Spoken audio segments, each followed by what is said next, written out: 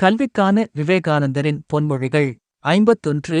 ஏழைச் சிறுவன் கல்வியை நாடி வர முடியாவிட்டால் கல்விதான் அவனை நாடிப் போக வேண்டும்.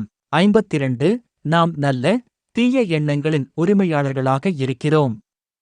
நல்ல எண்ணங்களின் கருவிகளாக செயல்பட்டால் தூய்மை பெறுவோம்.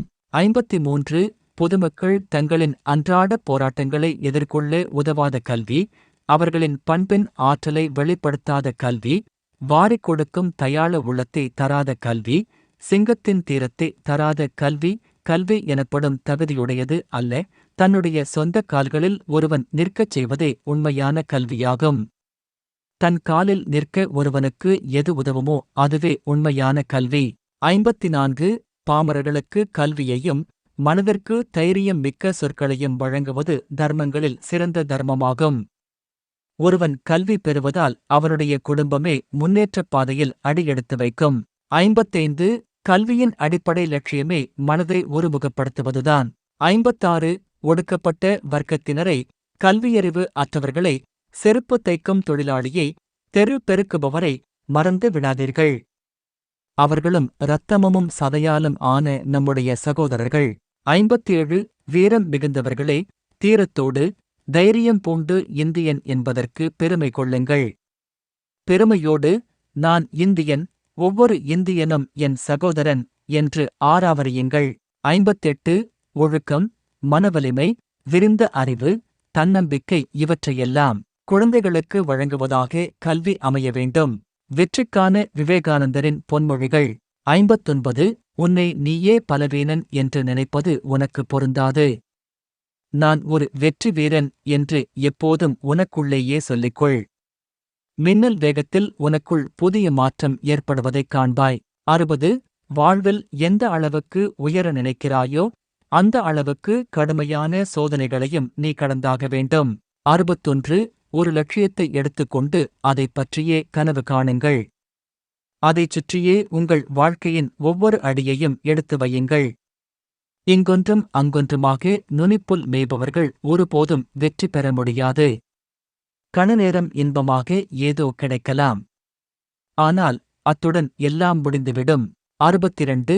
வெற்றிகளை சந்தித்தவனின் இதயம் பூவை போல் மென்மையானது. தோல்வி மட்டுமே சந்தித்தவனின் இதயம் இரும்பை விட வலிமையானது. 63. வாழ்க்கையில் வெற்றி பெற்ற ஒவ்வொருவரும் பின்னணியில் ஏதோ ஓரிடத்தில் அளவற்ற நேர்மையும் அளவற்ற சிரத்தையும் கொண்டவராக இருத்தல் வேண்டும். அந்த குணங்கள்தாம் அவர் அடைந்த சிறந்த வெற்றிகளுக்கு காரணமாகும். 64. கீழ்ப்படிய கற்றுக்கொள். கட்டளையிடும் பதவி தானாக உன்னை வந்து அடையும். உற்சாகமாக இருக்கத் தொடங்குவதுதான் வெற்றிகரமான வாழ்க்கை வாழத் தொடங்குவதற்கான முதல் அறிகுறி. 65. தோல்விகளைப் பற்றி கவலைப்படாதீர்கள். லட்சியத்திலிருந்து 1000 தடவை வழுக்கி விழுந்தாலும், லட்சியத்துக்கு உழைப்பதில் பிழைகள் நேர்ந்தாலும் திரும்பத் திரும்ப அந்த லட்சியத்தை பிடித்துக் கொள்ளுங்கள். லட்சியத்தை அடைய 1000 தடவை முயலுங்கள். அந்த 1000 தடவை தவறினாலும் இன்னுமொரு முறை முயலுங்கள். முயற்சியைக் கைவிடாதீர்கள். 66. எதிர்காலத்தில் என்ன நேருமோ என்று கணக்கு பார்த்து கொண்டே இருப்பவனால் எதையும் சாதிக்க முடியாது. முயன்று செயல்களை செய்பவனே வாழ்க்கையில் வெற்றி பெறுவான். 67. பலவீனமாக இருக்கிறோமோ என வருத்தப்படாதீர்கள். பயந்து கொண்டே வாழ்வதில் எந்த அர்த்தமும் இல்லை.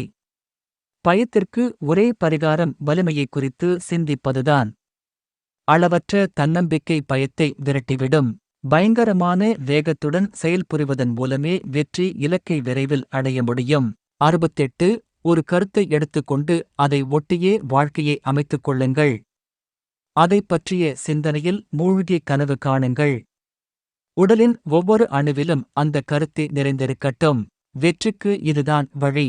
வாழ்க்கைக்கான விவேகானந்தரின் பொன்மொழிகள் 69. பொய் சொல்வது சாதாரண விஷயம் அல்ல, அது ஒரு கலை.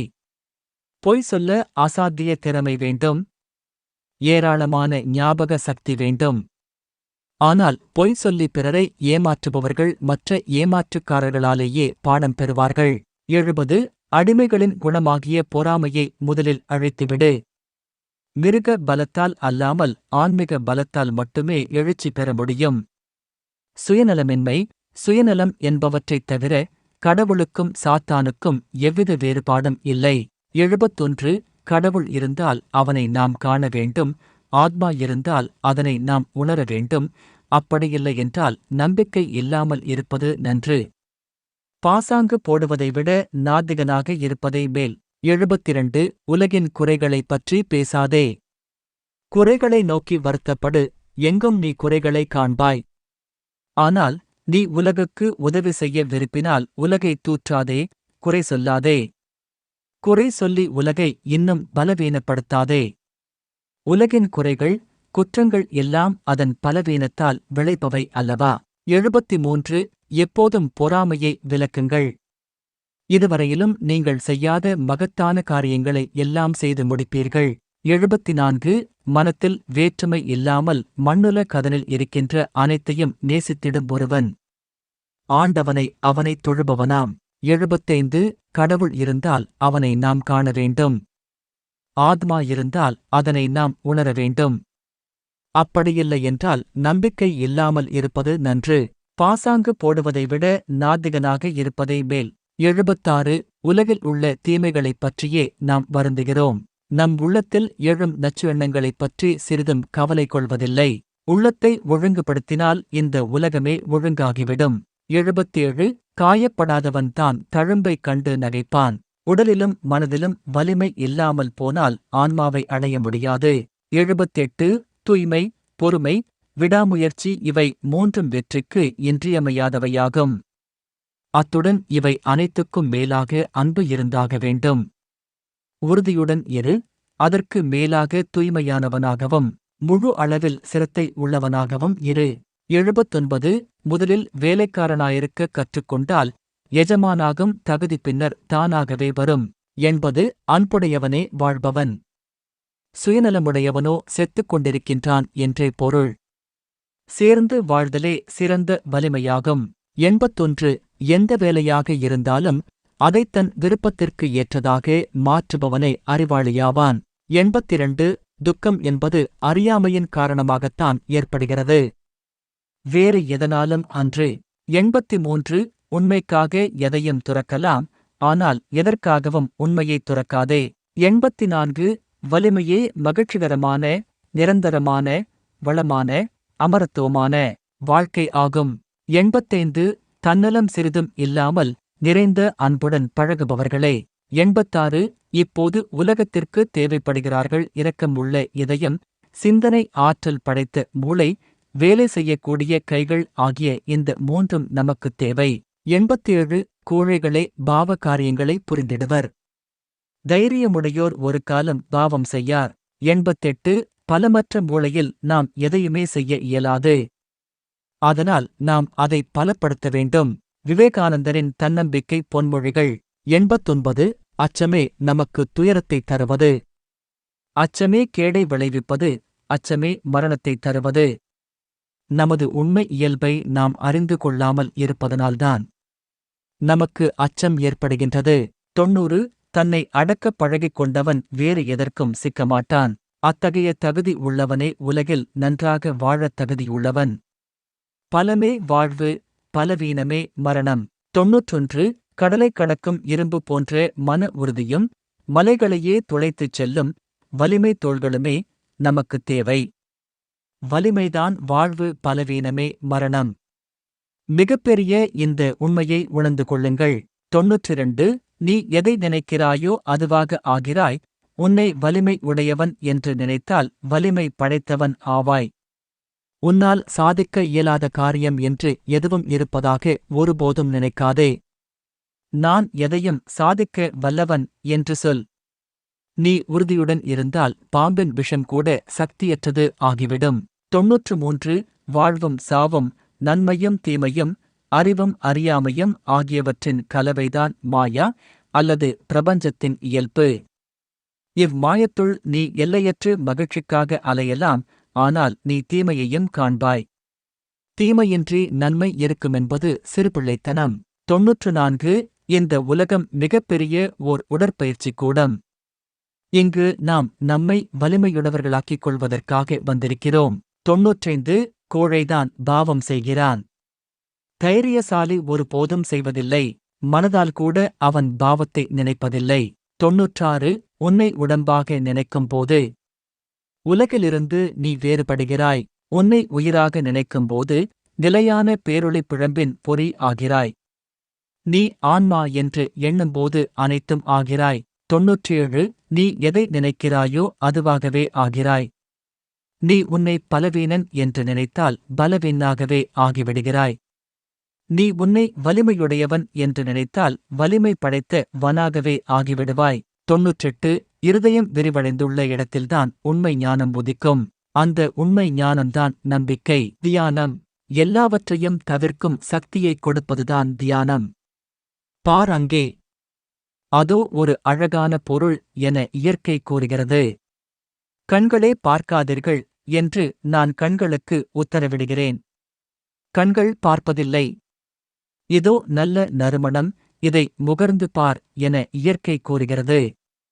அதை முகராதே என நான் என் மூக்கிற்கு உத்தரவிடுகிறேன். மூக்கு அதை முகர்வதில்லை.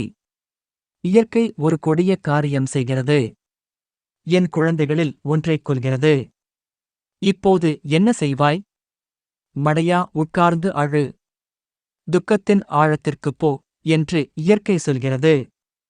ஆனால் நான் சொல்கிறேன், நான் போக வேண்டிய அவசியமில்லை என்று குதித்து எழுந்து சுதந்திரமாக இருக்க வேண்டும். இதை பயிற்சி செய்து பாருங்கள். ஒரு நொடியில் தியானத்தில் இந்த இயற்கையை நீங்கள் மாற்ற முடியும். இந்த சக்தி உங்களுக்கு கிடைத்தால் அதுவே பரலோகமாகாதா? சுதந்திரமாகாதா? தியானத்தின் சக்தி அதுதான். ஞான தீபம். ஓ மனிதா, இதை நம்பு. உள்ளத்தில் இதை ஊன்றச் செய். மாண்டவர் மீள்வதில்லை. கழிந்த இரவு வருவதில்லை. வீழ்ந்த அலை எழுவதில்லை. ஒருமுறை பெற்ற உடலை மீண்டும் மனிதன் பெறுவதில்லை. எனவே, ஓ மனிதா, இறந்து போன பழங்கதையை வணங்காதே. வா, இங்கு வாழும் நிகழ்காலத்தை வணங்கு. சென்றதை நினைத்து புலம்பாதே. இன்று உள்ளதைக் கண்டு அதில் பங்கு கொள். அழிந்து போன கரடு முரடான பாதையில் சென்று உனது சக்தியை வீணாக்காதே. உன்னருகே உள்ள புதிய செப்பனிடப்பட்ட நன்கு வகுக்கப்பட்ட ராஜபாதையில் செல். வா, உன்னை அழைக்கிறோம். அன்புள்ளவன் இதை அறிந்து கொள்வான். மனதை அடக்கு. எல்லா பேய்களும் நம்முடைய மனத்திலேதான் இருக்கின்றன. மனம் கட்டுப்பட்டு அடங்கியிருந்தால் எந்த இடத்தில் நாம் இருந்தாலும் எங்கிருந்தாலும் அது சொர்க்கமாக மாறிவிடும். மூடப்பட்டுள்ள கதவை எப்படி தட்ட வேண்டும், எப்படி தேவையானபடி தாக்க வேண்டும் என்பது மட்டும் நமக்கு தெரிந்து இருந்தால் உலகம் தனது இரகசியங்களை வெளியிடத் தயாராக இருக்கிறது. அத்தகைய வலிமையும் தாக்கும் வேகமும் எல்லோருக்கும் கிடைத்துவிடாது. மனதை ஒருமுகப்படுத்துபவனுக்கே இந்த வலிமை கிட்டும். மனித உள்ளத்தின் ஆற்றலுக்கு எல்லையே இல்லை.